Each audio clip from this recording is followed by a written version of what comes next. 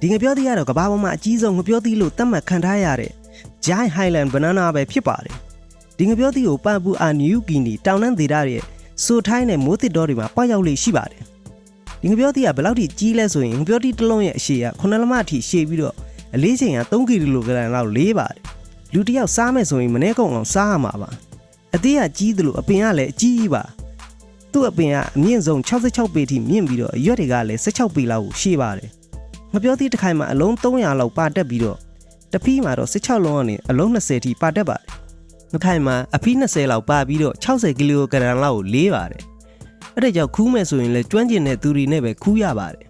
ငပြောသီးရဲ့အပင်ကအရင်ကြီးတဲ့အတွက်ကြောင့်စိုက်ပြီးတာနဲ့အသီးသီးဖို့အချိန်2နှစ်လောက်စောက်ယူရပါတယ်ဒါဆိုရင်ဒီငပြောသီးရဲ့အရသာကဘလို့လဲ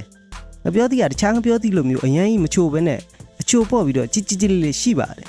သူ့ကိုဒီတိုင်းစားမယ်အစားကင်စားချက်ပြုတ်စားတော့ကြတာပိုပြီးတော့ကောင်းပါတယ်1954ခုနှစ်မှာသိပ္ပံပညာရှင်တွေကရှာဖွေတွေ့ရှိခဲ့ပြီးတော့သူတည်တနာပြုလုပ်ခဲ့ပါတယ်